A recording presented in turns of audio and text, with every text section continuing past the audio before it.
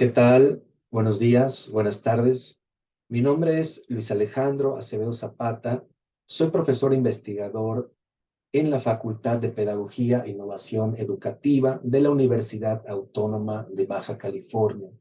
Es un placer para mí estar aquí frente a ustedes grabando esta conferencia en el marco del 16º Encuentro Internacional de Investigadores de Lenguas y Literatura, evento organizado por la Red Internacional de Investigadores de Lenguas, Literatura y Educación. Traigo para ustedes la siguiente presentación de la que compartiré pantalla y que se titula Jorge Ibargüengoitia, un autor al margen del canon. Eh, Ibargüengoitia para mí es un escritor, una pieza fundamental de aquellos escritores denominados como generación de medio siglo, es decir, los que nacieron durante la década de los 20 y en los 50 comenzaron a tener actividad literaria, publicar sus primeras obras, ya sean cuentos, ensayos, poemas o novelas. En el caso de Ibargüengoitia, que se dedicó durante 10 años al teatro, me parece que funciona de una manera bastante sugerente en el sentido de que, aunque no se pueda afirmar que haya sido como tal un autor mal visto por sus pares, en realidad sí que se aventó varias desavenencias, varias confrontaciones con otros escritores y sobre ese punto me gustaría abordar, eh, sin dejar de señalar también que mis estudios sobre este escritor se remontan a los tiempos en los que estudiaba la licenciatura en Letras Hispánicas en la ciudad de Mérida, Yucatán, hace unos años, y que nacen de la lectura de una de sus obras narrativas fundamentales, que es la novela Estas ruinas que ves, publicada en el año 74. Me gustaría en esta presentación abordar diversos sucesos que relacionan la figura de Ibargüengoitia en un marco de tensiones, tensiones que se dan con algunos protagonistas también de las letras mexicanas, de la literatura mexicana, y que hablan de una personalidad en constante fuga de las convenciones sociales de la época que le tocó padecer. Eh, no es un dato desconocido el hecho de que Ibargüengoitia tenía una capacidad crítica abismal, hechos que se reflejan tanto en su obra de tinte más bien autobiográfico como en su obra de tinte más bien de asuntos públicos, de asuntos políticos.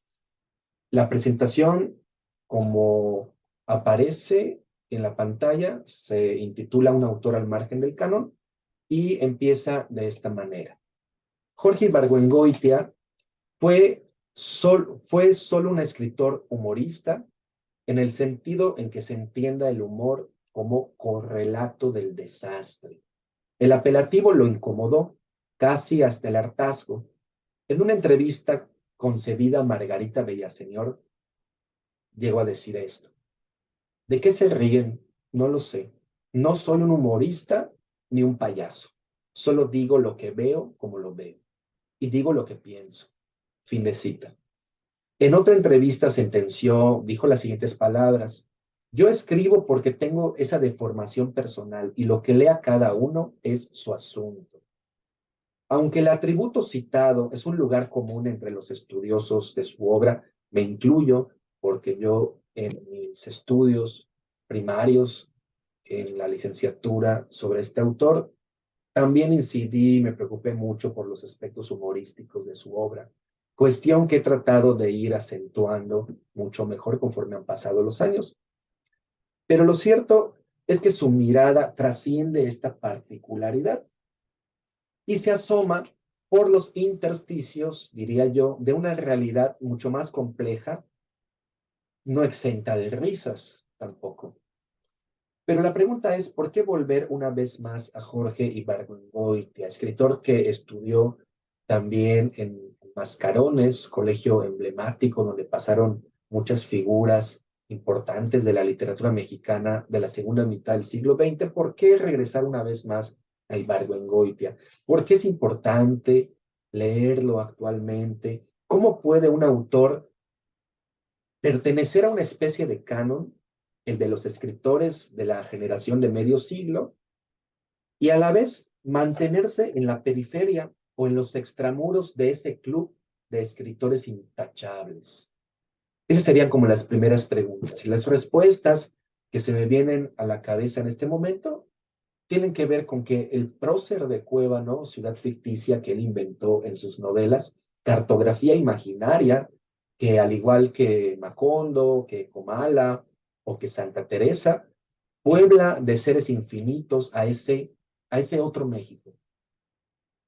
Puebla de seres infinitos a ese otro México que se erige por momentos como una figura manifiesta de la que no debe hacerse si se quiere asegurar un nicho en el panteón de los hombres ilustres de la literatura mexicana, una cuestión que tienda a la denostación, ¿no?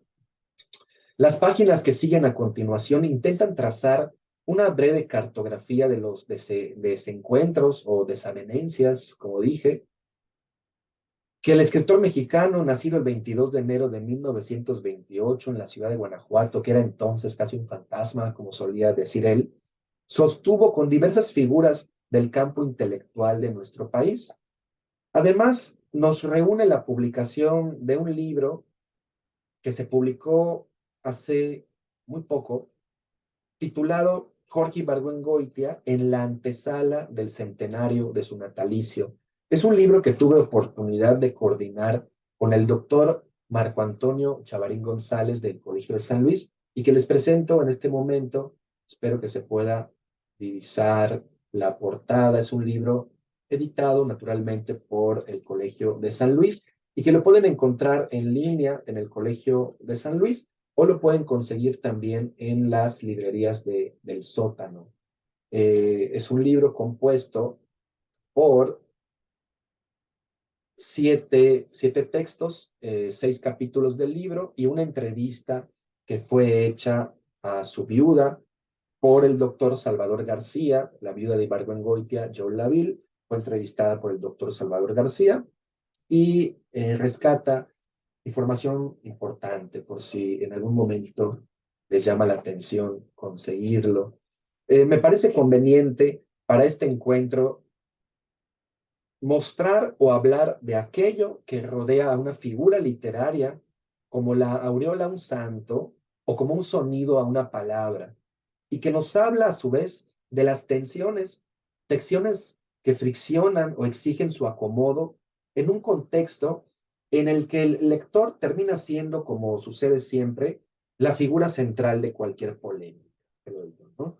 La figura central de cualquier acontecimiento inusitado. Por ejemplo, como el ocurrido durante la premiación de la novela El Invencible Verano de Liliana, de Cristina Rivera Garza, en donde la polémica literaria en la literatura no funciona solo como una trinchera en la que cabalgan los galgos acicalados de quienes se construyen como escritores, sino también se aboca a los elementos dispersos que revolotean en el aire y que expresan un contexto, un escenario, un modo de entender y procesar las experiencias comunitarias o el modo en que se socializan las ideas de un extremo a otro. Para la polémica de Cristina Rivera Garza, sugiero naufragar por la red para encontrarla.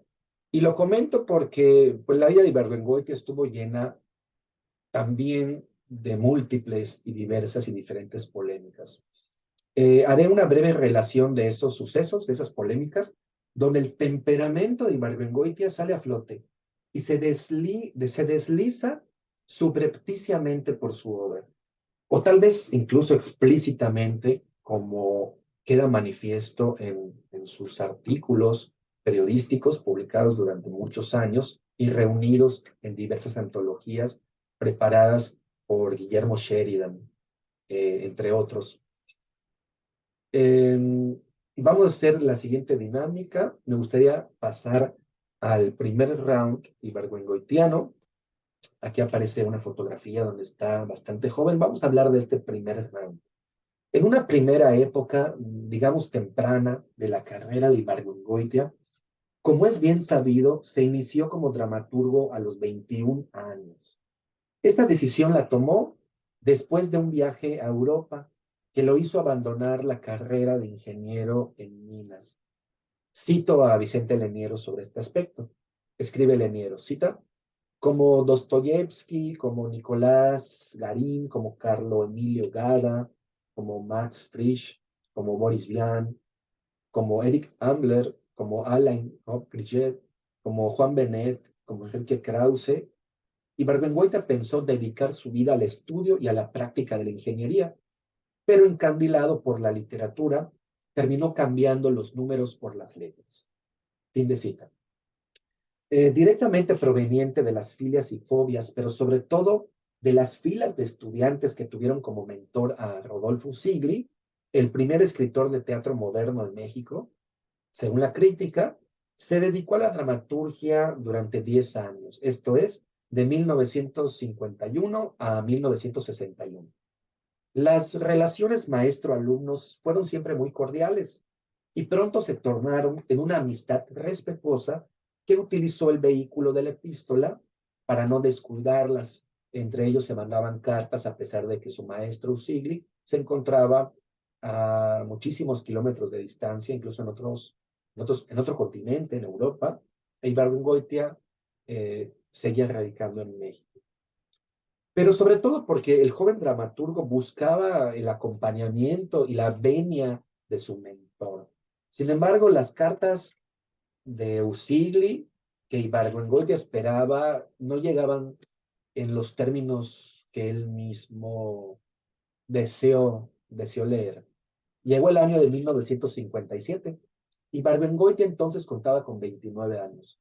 Y las clases que había heredado de su mentor pasaron a la dirección de Luisa Josefina Hernández, otra escritora fundamental, lamentablemente falleció hace poco y que es imprescindible rescatarla de ciertas limitaciones que más bien hacen que se le lea en el ámbito académico. Pienso que habría que tener mucha más divulgación su obra. Pero bueno, las clases de Ibargüengoitia en ese momento, en el año 57, se pasan a Luisa Josefina Hernández y una última carta da el traste con la relación Ibargüengoitia-Usigli.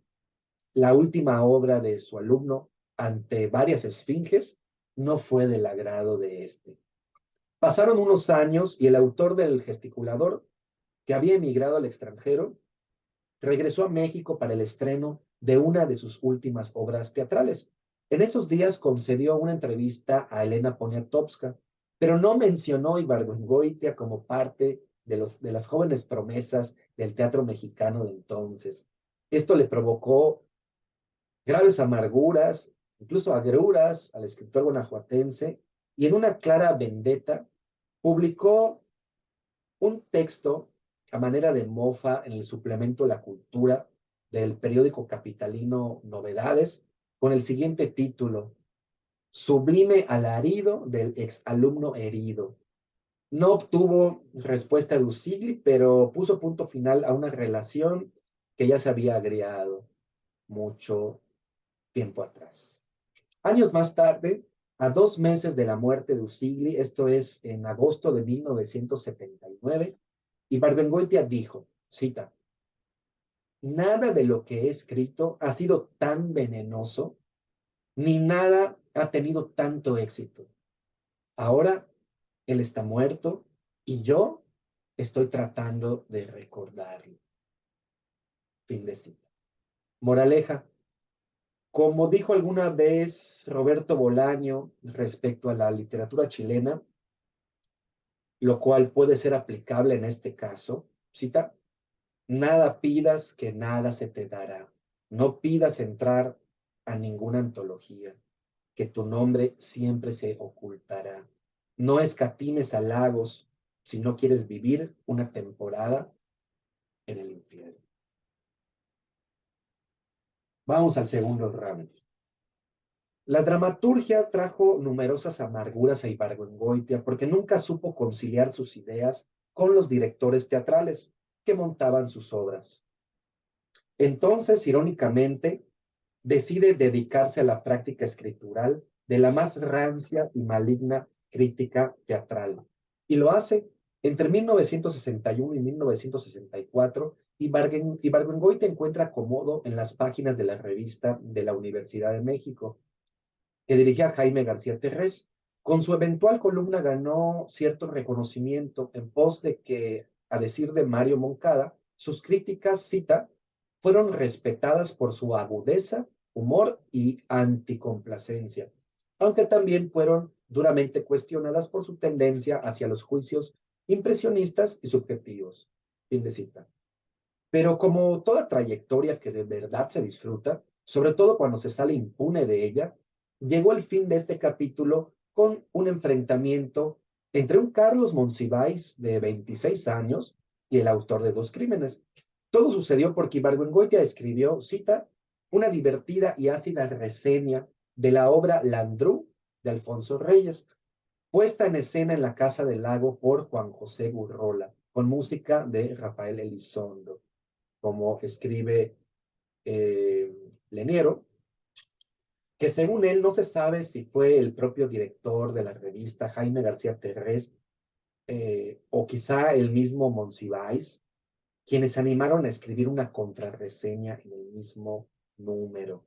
La contrarreseña es referida en el sitio web de la revista de la Universidad de México del modo que sigue, cita, en este texto, Carlos Monsiváis ataca a Jorge Ibargüengoitia, quien se atrevió a criticar a Alfonso Reyes. Fíjense cómo el matiz, no quien se atrevió a criticar a Alfonso Reyes. Resultado final, Ibargüengoitia renuncia a la revista, pero deja claras dos cosas. Primero, el derecho a la libertad de expresión y la crítica teatral. Y segundo, el hartazgo mismo de estar reseñando obras teatrales que aborrece. Moraleja, nunca critiques a las vacas sagradas de la literatura, mucho menos si las nuevas generaciones los veneran como deidades que iluminan el camino a la gloria del entendimiento y a la gloria de la razón. Vámonos al tercer ramo. Esta polémica se desliza por las páginas del número 21 de la revista Vuelta, la de Octavio Paz, fundada después del famoso golpe a Excelsior. Como refiere también Leniero en el prólogo de su libro Los Periodistas, cita, el 8 de julio del 76, el diario Excelsior de la Ciudad de México sufrió lo que merece calificarse como el más duro golpe de su historia y tal vez de la historia del periodismo nacional. Fin de cita. Como se sabe, esto implica la salida de su director, quien fue Julio Scherer García, y de un grupo de intelectuales que se alinearon por él por congruencia.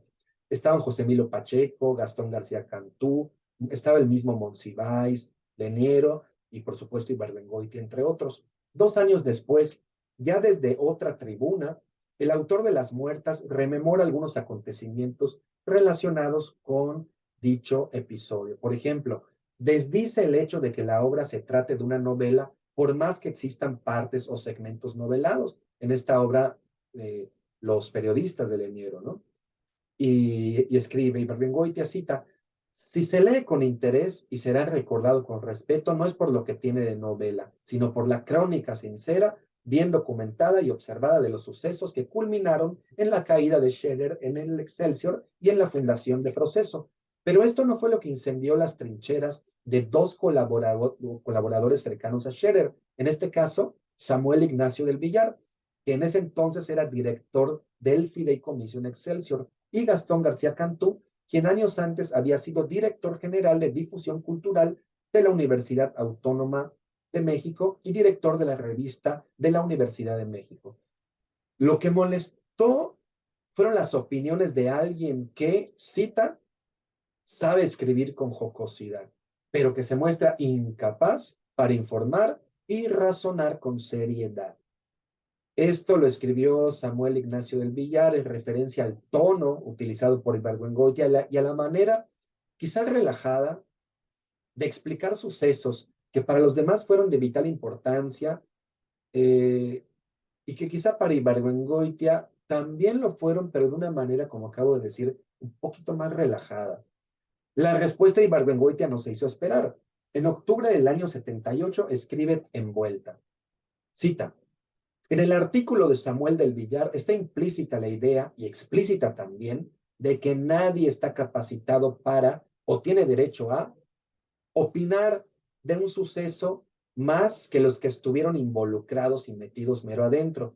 Es una idea muy mexicana y el principal obstáculo para que se escriba la historia. Defiendo el derecho a hablar sobre el asunto de Excelsior. En primer lugar, porque una cosa es a veces es haber estado en la periferia y otra muy diferente es estar ciego y sordo. Y en segundo, porque a pesar de no haber sido yo de los de confianza de Scherer, cuando llegó el momento de renunciar, me quedé tan cesante como cualquiera de ellos y probablemente en peor situación que algunos. Fin de cita. Con Gastón García Cantú, quien también había escrito algo contra Ibargüengoitia, fue más económico. Cita.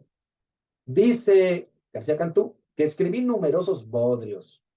Si a contar bodrios vamos, don Gastón, creo que usted y yo nos damos el quien vive.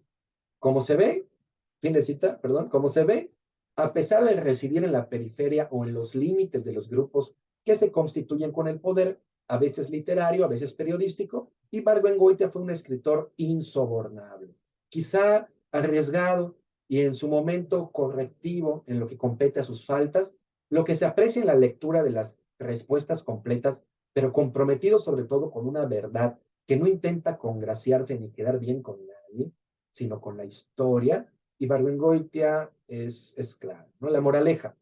En palabras de Ibargüengoitia, el peor error que puede uno cometer es, cita, escribir en público lo que se piensa en privado. Cuarto round. En la serie de conferencias Los narradores ante el público que organizó el Instituto Nacional de Bellas Artes, de la que conservo dos audios completos que ya no se encuentran en la web y que la verdad ya olvidé cómo llegaron a mis manos, pero que si alguien los quiere, estoy atento al contacto para pasárselos. Son dos audios más o menos extensos. Sucedió un hecho peculiar que puso al descubierto una vez más, aunque de una manera más frontal y orgánica, el talante, el modo de ser y de pensar del autor de Los Relámpagos de Agosto. Al término de la presentación de su primera novela, comienzan las sesiones de preguntas y respuestas. Y a veces, como es usual, alguien, más que pregunta, tiene un comentario. Y ese fue el caso de un asistente desconocido a estas sesiones que acudió exprofeso a escuchar a don Jorge Ibargüen. Transcribo directamente de los audios los diálogos intercambiados entre uno y otro en el año de 1966. Considero que así se capta también mucho mejor la incomodidad que se da entre ambas partes y que, ojo, es quizá lo que uno no debería de hacer en presentaciones de libros. Dice Ibargüengoitia, escribe uno una cosa, se entiende otra. Ahora, la novela, cuando menos tiene la virtud maravillosa de que cada quien produce su monstruo en la cabeza, ¿no? Y lo horrible del teatro es que el monstruo de la mala interpretación se produce objetivamente, ¿no? Es decir, aquí está sobre el escenario la mala interpretación o la interpretación defectuosa hecha por el director y los actores, ¿no? Entonces, yo sé que esta novela que yo imprimo, ese monstruo que yo imaginé y que escribo y pongo en papel, va a producir en el cerebro de cada uno de los lectores un monstruo que no tiene nada que ver.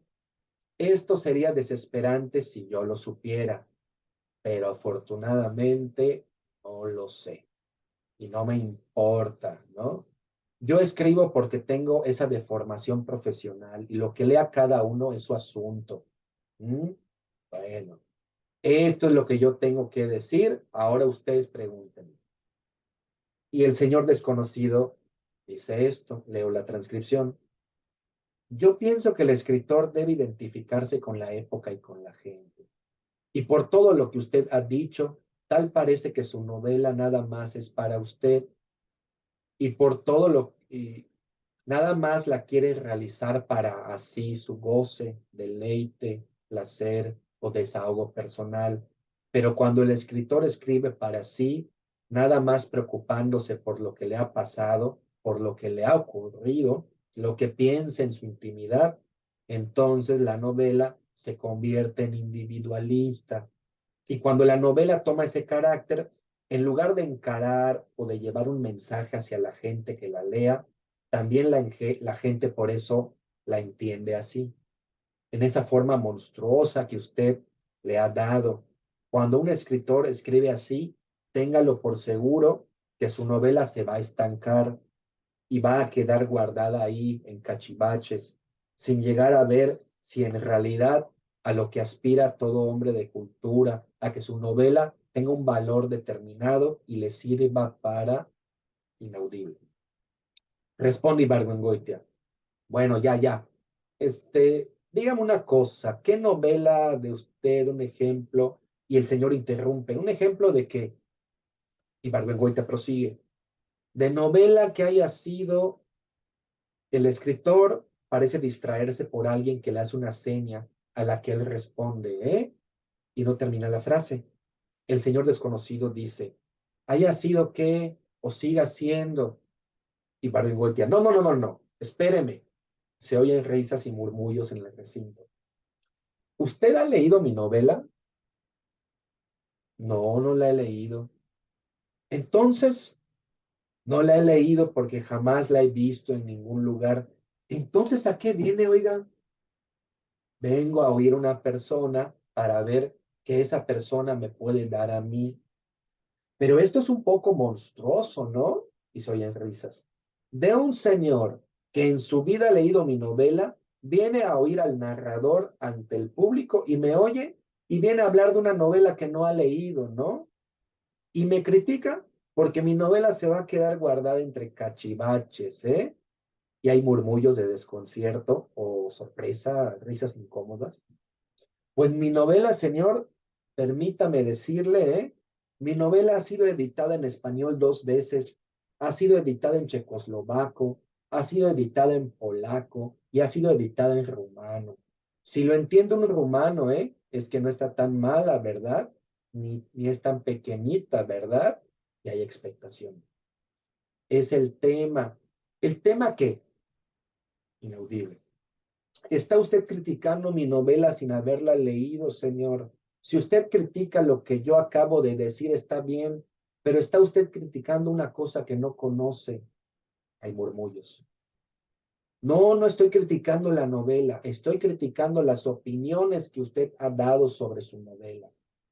Ya Ibargüengoitia se cansa, le da la palabra a alguien más y dice, ¿quién está hablando por ahí? Y una mujer desconocida se para entre el público, dice esto. Nada más para decirle que no está criticando la novela desde el punto de vista de... No, señorita, estaba criticando mi novela. Dijo que mi novela se iba a quedar entre cachivaches, no mi conferencia entre cachivaches. Risas. Y eso no es legítimo. Bueno, otra pregunta, por favor. Risas. Este es el final. En mi opinión, estos minutos socarrones se debieron al tono con que Ibargüengoitia explica las cosas, quizá un poco acentuado o con mucho énfasis, lo que era característico de su persona, y el público receptivo captó mal el mensaje. Él hablaba de que la recepción lectora le es ajena al autor y que el autor ya no tiene que sufrir porque lo ignora lo que cada quien trace en su mente o en su cabeza o en su cerebro. Lo que pasa en esta santa triada, autor, obra y lector, es uno de los misterios más grandes de la literatura y es lo que sostiene de hecho los estudios literarios, creo yo, hasta el día de hoy. Esa relación cada vez más compleja con el objeto libro, que incluso ya trasciende lo físico y escinde al lector en dos o más entidades, capaces de modificar su percepción de las cosas, pero sobre todo de sí mismo con respecto a las cosas. A eso se refería Ibargüengoitia cuando mencionó que cada quien se crea su propio monstruo. Y ese monstruo no se enfrentará necesariamente con el monstruo que el autor concibió en su mente antes de darle forma a su libro y durante el proceso de escritura mismo, cosa que no ocurría con el teatro, naturalmente, cuyos montajes obedecen a la interpretación, a la puesta en escena del director y no al autor que pasa a un papel secundario. Por último, recordemos que esta conferencia se realizó en 1966, a 2 años de que Ibargüengoitia abandonara definitivamente la escritura de obras teatrales y ganar el concurso Casa de las Américas de Cuba, con su primera novela y quizá la más celebrada, dado que existe un estudio crítico notable en la colección Archivos del Fondo Nacional para la Cultura y las Artes y el Fondo de Cultura Económica, que es Los Relámpagos de Agosto. Moraleja, nunca alces la mano para cumplir con la máxima de más que preguntas, yo tengo un comentario, y menos si el comentario surge de una total ignorancia sobre la obra a tratar o de una mala interpretación sobre lo que se dijo. En definitiva, si el autor preserva en su personalidad rasgos de un escritor atípico como lo fue Jorge Ibargüengoitia, que es capaz de responderle a cualquier persona con la que disienta, trátese de un intelectual notable o, como en este caso, de un espectador o asistente.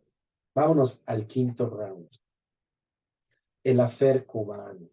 Ibargüengoitia fue invitado a Cuba para recibir el premio Casa de las Américas de 1964 por Los Relámpagos de Agosto. Recibió la invitación desde La Habana por vía postal. Meditó antes de responder.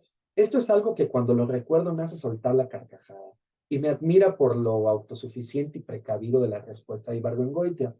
Como había escuchado decir, él había escuchado decir que en Cuba las bebidas alcohólicas estaban restringidas, comunicó de inmediato lo complicado de su situación. Por ser alcohólico no podía recibir el premio de cuerpo presente. La única solución es que le aseguraran cuando menos la reserva diaria de 2 botellas de ron. Sus caprichos fueron cumplidos y el escritor pasó 15 días en la isla. Tiempo después publicó en la revista de la Universidad de México, en julio de 1965, la crónica Revolución en el Jardín.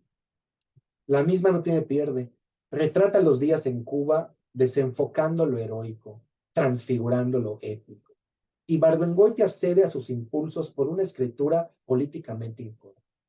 Y da puntadas como esta, cita: debido a que los cubanos son unos maniáticos, se vende café solo a determinadas horas, porque si se vendiera a todas, se tomarían 25 tazas diarias cada uno. Hay algo, sin embargo, que no está racionado, que son las imágenes de santos. En La Habana puede uno comprar sagrados corazones de todos tamaños y colores. Fin de cita. No entiendo esto como una forma de violentar sarcástica o cómicamente las costumbres o idiosincrasias de los pueblos hermanos, sino de tener concesiones a la hora de narrar, de no tener concesiones a la hora de narrar y hacer del proceso de contemplación un asunto de orden más bien peculiar. Y Ibargüengoitia se distancia del orden moral de la historia de Cuba, en este caso, para evitar el orden irónico de la involuntaria comedia humana, de la que muy pocos hoy por hoy nos informan. El 25 de diciembre de 1981, en la que considero que fue su última entrevista, Ibargüengoitia dijo al periódico El País en España, cita: yo fui a Cuba en 1964, antes que mucha gente, y ahora soy persona non grata. Mis relaciones con Cuba acabaron mal, y sin embargo, ellos promovieron mi novela como nadie. Se hicieron traducciones, se vende en todo el mundo. Cuando fui, supe que habían conseguido lo que nunca se consiguió en América Latina. Pero luego encontré el árbol lleno de gusanos. José Donoso, en su historia personal del boom, dice que el nexo entre los escritores del llamado boom de la literatura latinoamericana era la esperanza de la Revolución Cubana. A mí me parece una estupidez, porque esa esperanza les hizo a todos irse a París o venirse a Barcelona en vez de a La Habana. Dice también que el boom terminó con el caso Padilla, que les llenó de desesperanza. Yo nunca tuve esperanzas, así que tampoco tuve desengaño. Fin de cita. Vámonos al sexto y último round. El último round quizás sea el más espinoso, y lo es así porque el autor de estas ruinas que ves exhibe una serie de desencuentros y encuentros amorosos con una mujer que en la ficción recibe el nombre de Julia, pero que en realidad encubre el nombre de Luisa Josefina Hernández, que ya le habíamos comentado y mencionado, que fue su amor en la Facultad de Filosofía y Letras de Mascarones. El poder de la ficción es curativo. Dice un viejo escritor norteamericano, cita, que la única razón por la que una persona escribe una historia es porque a través de ella puede entender el pasado y prepararse para su muerte. Fin de cita. Creo que este es el caso de la vela perpetua, relato contenido en La Ley de Herodes. En el mismo ciclo de conferencias denominadas Los narradores ante el público, el ilustre cuevanense lo menciona. Cita: hay obras que escribí porque quería entender una parte de mi vida. Fin de cita.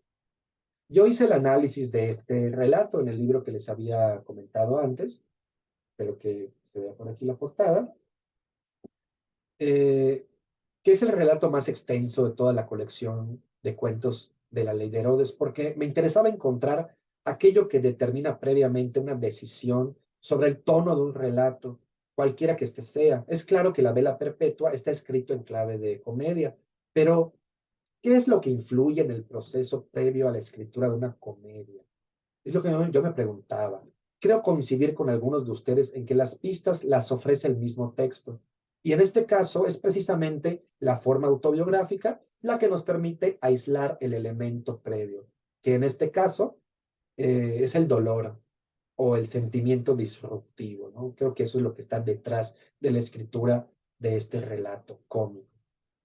Lo cierto es que la Fer quedó sepultado en estas hojas, e inquiero yo que fue de gran magnitud porque nunca Luisa Josefina Hernández se pronunció al respecto ni dio a entender nada sobre esta parte de su temprana juventud, cuando ellos eran estudiantes, en la década de los 50. Y cuando digo nunca me refiero a que ni en sus memorias aparece nombrado el personaje que en vida fuera Jorge Ibargüengoitia. Y bueno, ya estoy a punto de despedirme. Únicamente me gustaría terminar con un colofón, dejar por allá la idea si se puede pensar en que Ibargüengoitia fue víctima de un atentado de la CIA. La verdad, en este punto se vuelve un asunto extraliterario, pero la sola idea de que hayan ido expresamente tras la casa de Ibargüengoitia me parece improbable. En un artículo publicado por la investigadora Kutsi Hernández en enero de 2018, hace poco, se ofrece una versión alternativa sobre este dramático episodio. Como se sabe, el autor de Maten a León perdió la vida el 26 para unos o el 27 para otros de noviembre de 1983 en el vuelo 11 de Avianca en Madrid, España. En ese episodio perdieron la vida 181 personas y sobrevivieron 11. La investigación final arrojó que el motivo se debió a una falla humana o a un error del piloto. Lo cierto es que perdieron la vida otras personalidades del medio literario y cultural, como Marta Traba, Manuel Escorza, Rosa Sabater, Ángel Rama e Ibargüengoitia. Todos se dirigían al primer encuentro de la cultura hispanoamericana que presidía Gabriel García Márquez. Lo único que nos queda para hablar de esto es la duda, la incertidumbre o, si nos gustan los juegos de conspiración, la posibilidad de que haya sido cierto. Como sea, a todo gran hombre lo acompaña un gran mito, una gran leyenda que prefigura su vida y resignifica su muerte. El aspecto serio, circunspecto y solemne de nuestras letras mexicanas de entonces choca con el talante irónico y a su manera subversivo del escritor guanajuatense. Pero me parece inquietante pensar que este choque, que este juego de contrarios, que este combate de pulsiones fuera deglutido por la anomalía. Porque la muerte de Ibargüengoitia, así como la de todos los pasajeros de ese vuelo maldito, es una anomalía en la historia, algo que nunca debió haber ocurrido, pero para ninguno de los seres humanos que perecieron en dicho lugar. Hoy me parece que es relativamente más sencillo despertar de un letargo que nos sumerge en el abandono de toda comprensión, que no sea la de nuestra realidad inmediata o la del modo en que nos han enseñado a fijar y percibir la historia. Creo que es más fácil despertar de ese letargo. Finalmente, el mundo del más acá, es decir, el que resguarda el librero del que se escogen eventualmente los libros de Ibargüengoitia, permanece en los linderos de una literatura que en una palabra no se agota, que no se consume y cuya flama invita al vuelo generoso de la complicidad lectora. Muchas gracias por su atención. Esta es la conferencia y terminamos con algunas imágenes de algunos libros que considero imprescindibles para de nuevo regresar a territorios cuevanenses. Benjamín Valdivia, poeta guanajuatense, tiene un libro de ensayos llamado Yo mismo y otros ensayos sobre percepción y literatura, y viene un texto sobre el autor de Los Relámpagos de Agosto. Tenemos la cronología ilustrada de Jorge Ibargüengoitia. Tenemos un libro de crítica fundamental de la gran Ana Rosa Domenela. Y bueno, por ahí les comparto la firma que me hizo en su momento, en octubre de 2011, cuando coincidimos en Cuébano, es decir, en Guanajuato. Tenemos esta edición de Ibargüengoitia contra el reloj, que fue una iniciativa que tuvieron eh, políticos de Cuébano y que almacena textos que me parecen importantes. Tenemos este libro crítico de Juan Campesino, La historia como ironía y Ibargüengoitia como historiador, que es fundamental para acercarse a esas obras que, como comenté al principio, estaban enmarcadas dentro de la historia política. Tenemos Los periodistas de Vicente Leniero, que lo mencionamos en la conferencia, el libro de María Cristina Secchi, La realidad según yo la veo, la ley de Jorge Ibargüengoitia, también fundamental, y bueno, algunas fotos que siempre me da mucho gusto ver. Sálvese quien pueda, es como un mixtape, ¿no? Como una conjugación de varios estilos literarios que se engloban, se enmarcan en, en este libro. Estas ruinas que ves, que existe la película, por ahí les recomiendo mucho ver la película que no tiene pierde, cuyo director fue Julián Pastor. Y bueno, el libro que les he venido comentando, que nos reúne de alguna manera en esta ocasión, en esta oportunidad, y que pues continúa una línea que ya ha sido trazada por otros teóricos. Esto sería todo de mi parte. Les agradezco muchísimo su atención. Quedo de este lado para cualquier comentario. Dejaré a los organizadores del evento mis contactos, mis redes sociales, mi contacto personal, para que podamos en algún momento intercambiar algún tipo de bibliografía con aquellos que estén interesados en la obra de Ibargüengoitia. Salud y prosperidad para todos y, como suelo decir muy a menudo, para adelante siempre. Muchas gracias.